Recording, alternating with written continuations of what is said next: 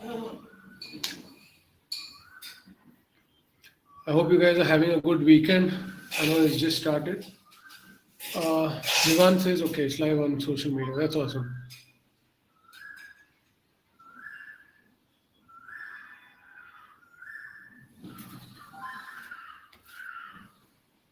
Thanks, Gautam.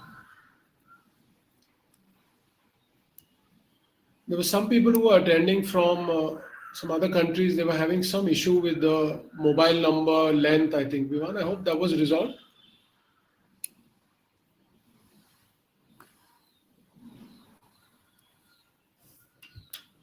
Vivan, are you able to hear me? Right. I will be sending them. Oh, okay. Okay. Great. It's 11:30, so let's start dot on time. So, hi everyone, and what we are going to do today is we are going to discuss this concept of DYOR or do your own research. I mean, you must be hearing this term all the time when people say don't listen to someone else about which crypto to buy, do your own research. But what does that really mean? Because for most people, do your own research means they will go on the internet and find an influencer and listen to what that person says.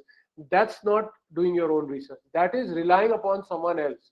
Now, I'm not trying to say all influencers are bad or good, but the point is, what if they make a mistake? What if they recommend the wrong crypto to you? You may end up losing a huge amount of money. So it is always better that you do your own research and then come to your own conclusions whether a particular crypto meets your parameters. Because everyone has a different way of looking at cryptos, right? Your individual circumstances in life are very different from someone else's. So someone may be looking at making a huge amount of money very quickly. Someone may be saying, okay, I want slow growth over a longer period of time. Everyone looks at things differently. And yes, as Gautam says, Luna's failure. I will admit here, I also did not see that coming. In fact, I wrote a post about why I am bullish on Luna, on Terra rather, maybe a few weeks before it went bust. So everyone makes mistakes. And that is the reason we have to do our own research so that when things go wrong, we don't have to blame someone else, we can blame ourselves for it, right? So now, whenever we want to figure out whether a particular crypto is good or bad for us, we look at 5 parameters. R for revenue, like what does the crypto do? How does it make money for the ecosystem? O for organization, who are the people behind it? H for the history of that crypto, how has it been performing on the various platforms, or is it meeting its roadmaps? A for algorithm and tech stack, how strong the tech is. In fact, that is where Terra failed actually. I also believe that that was a big failure. And S is for the social community. How many people are following it? What kind of people are following it? Now, how do we get this information? So let's start with the first one. So like I said, the first one is R for revenue. Now, what I mean by this is ultimately a crypto is a financial asset. It is supposed to make money. So how does it make money for the ecosystem? Whether you're a miner, validator, using it, how does it make money for you? So let me take an example. Let me just share my screen. And let's take a practical example. Give me a second. Right. I hope you can see BAT written on my screen. 1 minute, let me just figure out how to get this chat popped up. Okay. Okay. I'm guessing you guys can see the basic attention token website open on my screen. Is it visible? It's visible? Okay, that's nice. So BAT is one of my favorite projects. I actually use it because as a content creator, it's a good platform for me to use. And they have a very interesting thing called the Brave browser, right? So now let's say we were thinking about doing our own research on BAT. So obviously the first thing we do is we start with their official website. That's not so easy to do because in many cases you may realize that there are multiple websites. You don't even know which one is the real one. So here what I would recommend is that you could start off with something like CoinMarketCap. It's a very reputed platform owned by Binance, by the way. Now, when I go there and I look for any token, so immediately I can see the name of the token, I can see the logo, and I can see the symbol. Now, one thing I want you to remember is sometimes there can be multiple cryptos with very similar names and symbols. So it is important for us to know we've reached the right one, which is why we look at all three: the logo, the name, and the symbol.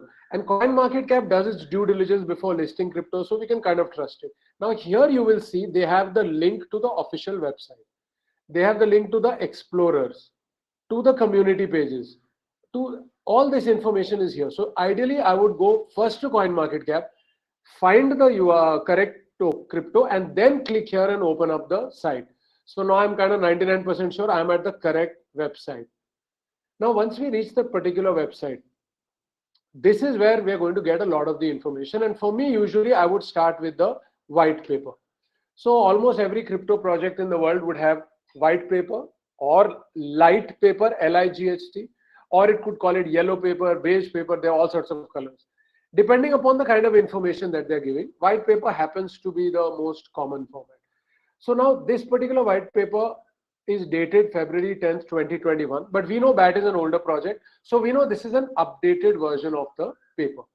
So even if we read only the abstract, right, which is usually just a few paragraphs long, this will give us a very good idea of what the crypto is trying to do. So here they start off by saying digital advertising is broken. Even if I stop reading here, I come to know that this BAT project is going to do something to solve digital advertising. And then as we go on to read, it's given us lots of information about why this is a problem and then what is the solution that they are providing. So fine, I get the problem. Now what is the solution? And then in the last part of the abstract, they explain what they are doing. Now, if I want, I can continue deeper into their white paper, and this is about 30 plus pages. Or I can just read the abstract and stop here. And in 99% cryptos, the abstract gives us a good idea about the revenue model or the economic impact of what this crypto is trying to do. Let me take a couple of questions. What is the job of a crypto research analyst and how can we go at it? Okay. So as a crypto research analyst, you have to do what we are right now talking about. Research about different cryptos and then prepare a report so that somebody who wants to make a decision on whether or not to buy, sell or hold a particular crypto, they would look at your report. And remember, this is not a one-time thing. Every week, you may actually be updating your report. Because what may be true for a project today may not be true next week. You look at Terra, the entire collapse happened within like barely a couple of days' time. So a crypto research analyst job is to prepare in-depth reports for investors and then to keep updating them. So suppose, you prepared a report on BAT, which is relating to digital advertising. And now a new crypto has come, which is again about digital advertising. You will update your BAT report saying there is a new competition and how that is going to impact BAT. So that's kind of what an analyst does. I hope that was clear, Pratham. The next question is, can a company update its white paper? What if they change that? That's a very good point. So yes, companies do update their white papers and I believe they should. And I also believe that token economics need not be part of your white paper. Token economics can be on your site and the white paper need not carry the token economics. So that's also fine. Now, changing token economics usually doesn't happen once you enter the public sale stage. Before the public sale, of course, you can keep modifying it because it's a small group of investors who are known to you, part of your project. So yes, you can change your token economics. But once you list or once you go for public sale, then usually nobody changes their token economics. I hope that answers your question. Any other questions? Is the revenue part kind of clear so far, what we're doing? Awesome. Now tell me one thing. Suppose we were to do this for Bitcoin. And my question to you is, what is Bitcoin's revenue model? Or how does it generate economic value for its ecosystem? Can someone give me answers? You can just key in your answers. What do you think Bitcoin's revenue model is, or what kind of economic impact do you see it having on the world?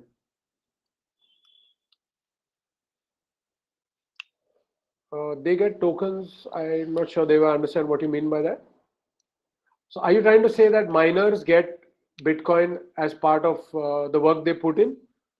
Sure, so that's a good point. So we can see that in Bitcoin's example, from a miner's perspective, because the miner, yes, Keshav, you're right, strong proof of work and all that.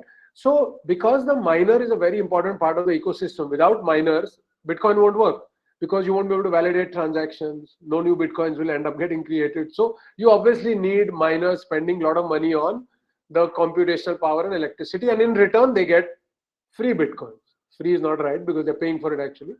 So we can see that that is one part of their earning potential. What about other people? What about people like you and me? Yes, Gautam has correctly mentioned STX dApp. So Stacks is a blockchain which connects to Bitcoin and enables you to do build dApps, NFTs, smart contracts on stacks connected to Bitcoin. So you can kind of think the way uh, Polygon is to Ethereum. Similarly, Stacks is to Bitcoin. So store of value. Now that's a good point, Gautam, but I would kind of disagree with this because if you look at the way Bitcoin goes up and down, like right now it's about 60, 70% below its all-time high. So no, I wouldn't say it's a store of value anymore. In fact, I would say it's not a store of value, but it is supposed to be a medium of exchange. So where we are looking at examples of El Salvador, where they are trying to make a country use it as a medium of exchange. Or if you go to the crypto world, you will find every crypto that you buy and sell, there is a trading pair. And Bitcoin is usually the best trading pair for any crypto. So Bitcoin has become a very strong medium of exchange in the crypto world. In the real world, we are still to see it pick up. In the criminal world, again, it's quite big. All ransomware ransoms only are taken in Bitcoin. So that is the Bitcoin revenue model. Educating the masses about these nitty-gritty of cryptos is a necessary thing. Yeah, sure, most welcome. Okay, so now, so for Bitcoin, we've kind of understood that we would look at the Bitcoin white paper and we would understand what is it that it does. Now let's go to the next step. We want to look at the O, or the organization of a particular project. So if we go back to this side, we are going to see there is a link right on top called team. So when we open that up, it shows us who are the people part of this project. So we can see there's a nice interesting list of people, and next to each person there is his LinkedIn profile and a Twitter link, and depending upon what each person uses, you may have other social. This is a very important part. So we can then go deeper. In fact, for BAT, we could even stop here because this gentleman created JavaScript and Mozilla Firefox. Now, I think almost each of us, even if you're not a developer, we would have heard of the word JavaScript, right? And everybody knows Mozilla Firefox. Now, if this gentleman created JavaScript and created Mozilla Firefox, I can trust that he can create a new browser. So I can say BAT browser, the Brave browser will be good because it's created by this gentleman and his team. But of course, we can see all their team players here, and we can go deeper and look at their LinkedIn profile. And this gives us a good idea of who's behind the project. Now, in some projects, the teams are anonymous. So like in Bitcoin, I mean, we know there is somebody called Satoshi. We don't know who it is. Whether it's a real person or not, that also we don't know. Behind Ethereum, we know there are a few people, but their website may not list them. So there are some projects where teams are not listed. Well, there you are taking a leap of faith. You don't really know who's building it. It may work for older established platforms like Bitcoin and Ethereum, but for newer ones, I personally would be apprehensive if the team is not shown. Because then I'm a little worried who's going to take care of the project. Because no matter how much we say decentralization, at the end of the day, there have to be some people who are sitting and coding, updating the whole code, making use cases. So I think it's very important for us to know what is the organization or the team behind a particular crypto. What about you guys? Any suggestions on that? What are your thoughts on the importance of the organization behind a crypto? Anyone? So Vivan says that in one of your streams you said crypto is not decentralized. Yeah, sure. So Vivan, what I said in that was crypto is not as decentralized as we think it is. And let's take classic examples. Bitcoin. The top 5 mining pools control more than 50% of the Bitcoin hash rate. And by the way, this includes Binance. Binance is one of those mining pools. So if 5 people or 5 entities or pools are controlling so much hash rate, it isn't as decentralized as most people think. Same is the case with Ethereum. Tether is very clearly centralized. They accept that you put money into their bank account and they give you USDT. So a stable coin is not expected to be decentralized. But Bitcoin is not, Ethereum is not. So Binance, again, we know it's a small group of people who control it. So most of the top cryptos are not decentralized. Pratham says Monero is decentralized. To some extent, I would agree with you. Yes, Monero is quite decentralized. But then again, Monero is not really in the top 10 also in terms of market cap. But if you look at the top ones, Ripple and so many others, they are not very decentralized. And yeah, that's definitely something that worries me. I hope that answers your question, Vivan. Keshav says team is very important, I believe too. Because yeah, what happens is if the team is really good, they can always pivot.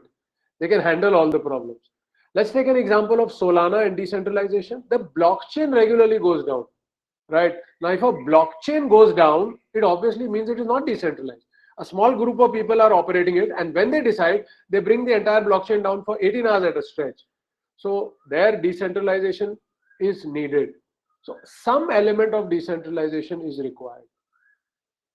Uh, the team is important, but more than that, I feel that what are the number of people building on it? I totally agree with you on that. And that is where we talk about that ecosystem. So when we look at the first R, revenue or economic impact, there this comes in, who is building on it? So some of the top blockchains, they may be very famous, but no one is building on them. Now, I don't want to take names because I'm not trying to bash any blockchain. But if you look at some of the most famous blockchains in the world today, go to their site and look at the people building on it. And you will suddenly realize most of those projects are not live. And they have not been live for a very long time. So that kind of makes us feel that there is something wrong in the model. And after Terra failing, we've come to the conclusion anything could fail.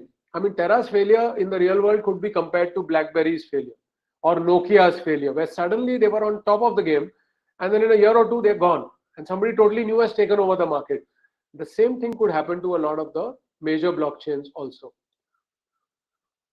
Total decentralization is a myth. Of course, Pratham, I totally agree with you. We cannot have total decentralization because most normal users are not going to participate in a blockchain or a crypto project by running nodes or validation or mining.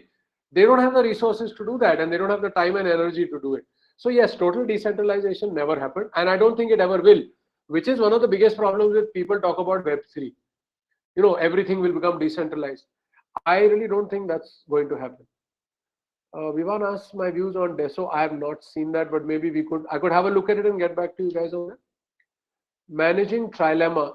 So trilemma is an interesting concept where they say that a blockchain out of three things needs two or can only get two.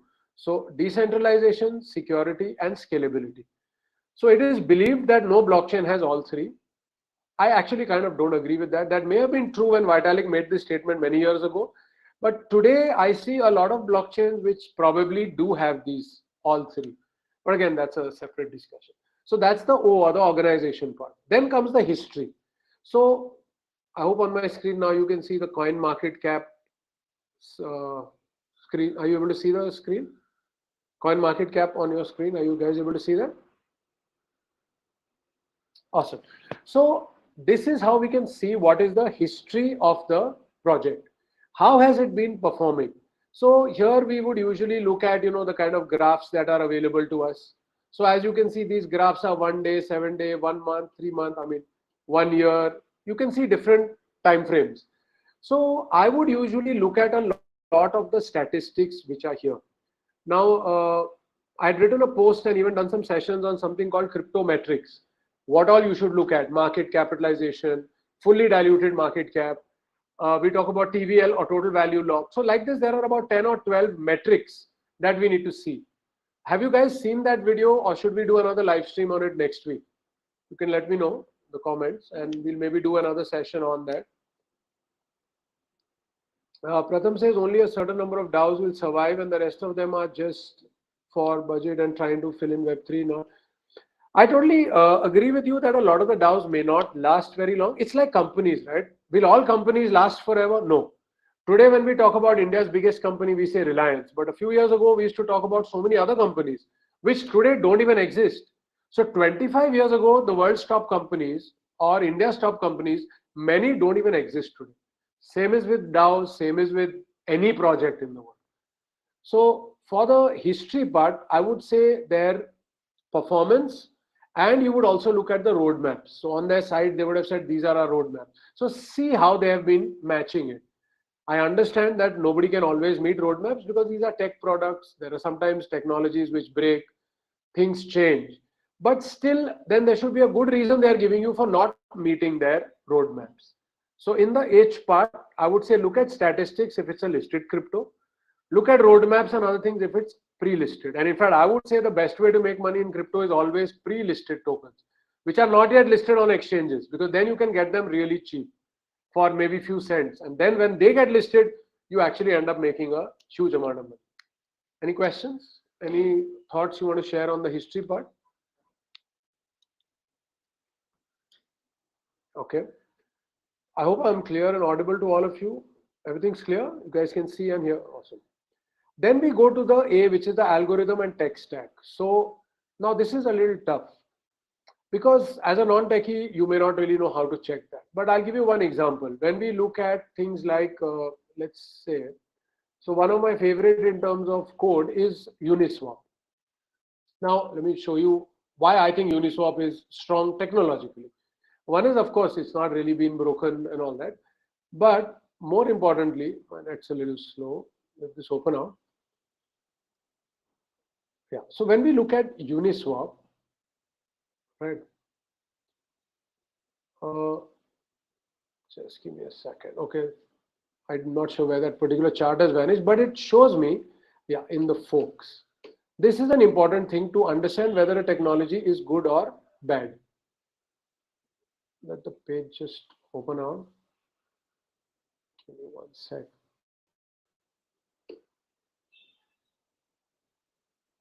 Yeah. So when we look at all the DeFi platforms, right, and we can see how many have been forked from a particular code base. Here we see that Uniswap absolutely rocks.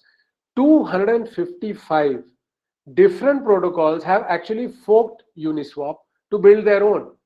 Compound 52, Olympus DAO 113, and here we can even see that the total value locked on the fork is more than what is locked on the original platform. And this gives us a lot of confidence that developers around the world like the code base of Uniswap, for example, or Compound or Olympus DAO. So this gives me a feeling that, okay, you know what, if I want to make a DEX or a decentralized exchange, probably this is a good one to use. So I would say always look at the GitHub repos, see what kind of interactions are happening there, how many developers have forked it, started, and secondly, also have a look at how many protocols are forked from a particular one. And that'll give you a good idea of how strong that particular coding is considered by the community, right? So this is where I would say the algorithm and tech stack comes in. And then if you keep reading regular news, you'll realize that, okay, if Solana keeps going down all the time, is it possible the code's bad? The technology is not built properly. So that also would give you a good idea. But these are hardcore numbers that no one can really disagree with. Let me take some questions here. Please create a video on DEX and wallets, how it works, how different keys are generated. I can't find good videos. Okay, I'm noting this down. Give me a second. Okay, Gautam, I've noted that down. I'll definitely do a session on that. Let me take another question here. Gautam says, I believe that not your keys, not your coins. Trusting DEX every time is not a good idea. Well, if you believe that not your keys, not your coins, then DEX is actually the only way to go, because in a DEX, the keys are yours. When you're buying and selling, creating liquidity pools, your ownership of the keys of the coins doesn't go to anyone else.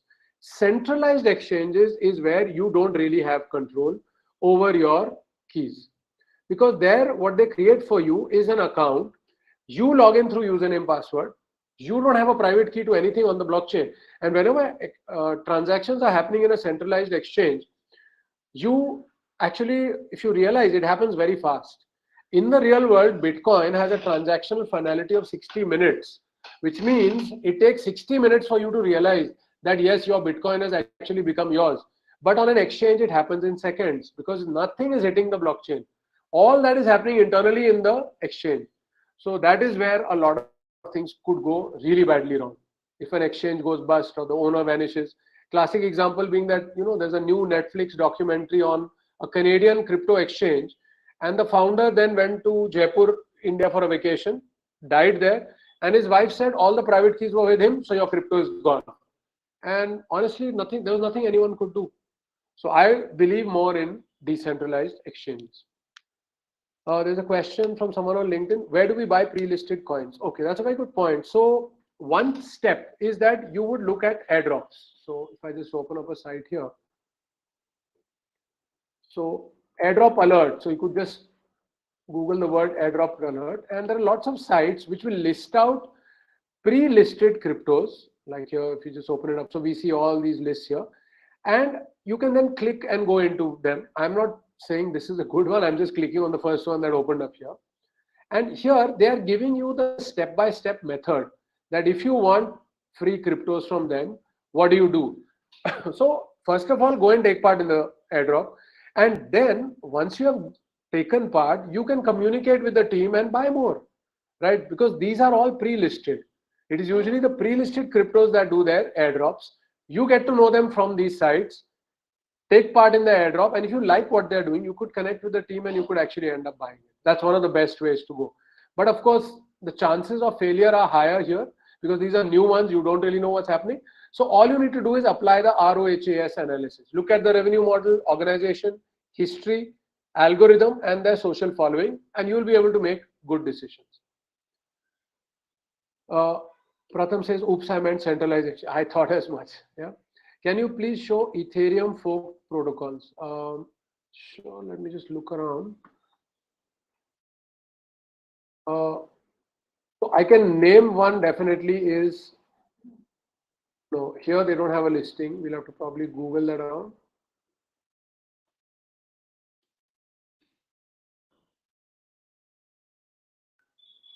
Yeah, so here they do have a list of folks. Maybe you could go through that later. For sure, I know that Binance Smart Chain is forked from that. That's amongst one of the most successful ones. Other than that, I mean, on Google, you should be able to find information. In fact, Ethereum itself is a fork. Earlier, there was Ethereum, and then it broke into two, ETH and ETC, when the DAO hack happened. So actually, the Ethereum that is popular today is not the original Ethereum. It's actually a fork of the original. The original is Ethereum Classic or ETC, which value is much lower than ETH, which is the Vitalik's Ethereum, so to say.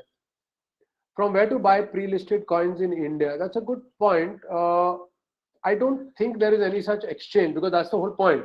The moment an exchange lists you, you are now listed. So pre-listed, I would still say go by based on the airdrop alerts. So from those websites, you will come to know which are the ones. And I would also say don't bother looking at the country of the crypto because, well, crypto doesn't follow the rules of countries, right? The team could be anywhere in the world. A lot of the so-called Indian projects are not Indian. The teams are actually sitting in other countries. So personally, I would recommend don't bother about the country. Look at the actual people behind it and look at what they're trying to do. That I would say is more important. Also create videos about hacks and recent days. If we connect wallet in website, they can access our private keys in backend. Yeah, sure, Gautam, that's a good point. Let me note it down. Let me do something about that. One sec. Do you know about bow-tied bulls? No. Let me just Google that and see what that is. Sounds interesting. Is this what you're talking about? Or maybe, you know what? Let me have a look. Is this seems to be some site. Okay, I'll have a look at this and get back to you. Let me have a look at it. Any other questions on what we've discussed so far? So we kind of, and then finally, of course, is the S or the social following of that particular crypto. So here again, like if you look at BAT, for example, so I can see this is their Twitter following. So this is the official Twitter for the BAT community. Now, one is, of course, I can look at the numbers here, but usually for me, what matters more is go into the posts and see the engagements. Because many times users can be bought or they could be bots in themselves. What is more important for us to see is how many people actually engage with the posts. So here BAT actually has two Twitter accounts. Here they've got about 260,000 followers. So here when I start to see, okay, I can see that on their pinned tweet, okay, which actually came a long time ago, there are about 5,000 likes and about 5,000 retweets, which is honestly not such a big number. Now when I go down, I can start to see that, okay, this was posted yesterday, June 10th. And I can see about 23 people commented, 87 retweeted, and it's not so much. So yeah, this is kind of like, okay, you know, why only so many? When you have like 2.5 lakh followers, why are so few people actually engaging with your post? So then maybe I will look at the other platforms. So usually we look at Reddit, we look at Discord, we look at Twitter, Instagram, Facebook, LinkedIn. Different cryptos work on different social media platforms depending upon their community.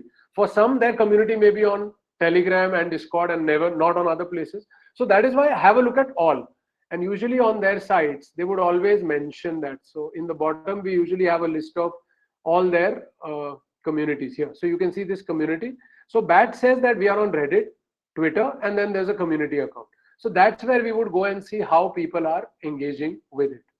And that kind of gives us an idea about how people are perceiving that particular project. So those are the 5 things, and these are the ways in which you could do your own research. Not so difficult. There are they were Wall Street playboys, tech investment bankers. Now they've turned into DeFi 8 to 10 years ago. Okay. You can check their Twitter. Sure, Pratham, I'll have a look at this and get back to you. I'll definitely do that. How to look at what whales are buying? Yeah, that's a good question. So one way we could do is, let's say we go into, so for that we need to first know who are the whales. So if we go to CoinMarketCap and we say start with Bitcoin, right? So CoinMarketCap gives us a very interesting thing which shows us who are the whales, or rather what are their addresses. So here can you see this holders written here? Now when I click on holders, and by the way, you could do it for many other cryptos also. I'm just taking Bitcoin as an example here. So it shows us that, okay, these are the total number of addresses on Bitcoin. So as we can see, there's about 40 million. We can see how many are active, which is less than a million. Then we can see how much is held by top 10 holders, top 20. And then when we scroll down, we will actually be able to see a list of which are the top addresses by balance. So we can see that this particular address has so many Bitcoin, and 1.2% of all the Bitcoin in the world is held by this one address. 0.8% of all the Bitcoin in the world is held by this address. So like this, we can see the top 20. And well, these are the whales. So then we can take their addresses and we can put them in the blockchain explorer of Bitcoin, and we can see whenever they do transactions. You can set up, I don't know if on Bitcoin there are alerts, but on Ethereum and all, you can definitely set up alerts. Set up alerts whenever these addresses make any transaction. So in that way, you can come to know what the whales are actually doing. Someone has asked about Tezos crypto. So what I'm planning to do from next week onwards, if you guys find it interesting, is that every week I want to take one crypto and then do a deep dive analysis into it. So let's actually look at the use cases, what is really happening, and then try to figure out whether this is a good crypto in the long run or not. So Tezos definitely could be one of the cryptos that we could talk about. So I don't want to just give a short answer here, because whenever we look at a crypto, there are lots of points you must consider. So definitely I will add Tezos to that list. So I hope this answers your question about the whale movement. So these are the whales, and you can find that for Dogecoin, Shiba Inu, and so many others. You can just find their addresses. Ideally try to set up alerts, and then you will know what the whales are actually doing. See, they can't hide this. This data is available to everyone. So whatever these addresses do is always available to you to follow. Any other questions? All clear? Okay. So great. So it was nice speaking to all of you, and I'm going to be restarting my quizzes. For the last few weeks they were not happening because I was traveling. We did our Bangalore meetup. I hope some of you were there. We're going to be doing our Mumbai meetup next month, early next month, I think 2nd. And there's a very interesting announcement that I'll be making very soon about, so I'm launching my own token which is called Learn, L-E-A-R-L. Let me just put that in here. Give me a second. So whenever you attend any of my programs, and in future other educators can also use this Learn token. So when you attend such kind of streams and you learn something, you get the token, and then you can encash it for free courses and premium services. So I'll be sending you information about this very soon. And I look forward to seeing all you guys at the next quiz, which we'll be doing on next Saturday. Let me know about Mumbai. I'm on the LinkedIn group too. Sure. So we've already announced everything. There's a link available there. You can fill up the form and apply, and very soon we'll be finalizing the people who will be invited for that. I look forward to seeing all of you there. Okay, take care. See you. Bye-bye. I'll also be doing an Instagram live on this exact same topic at about 12:30. So if some of you guys want, you can also re-attend that one. Bye-bye.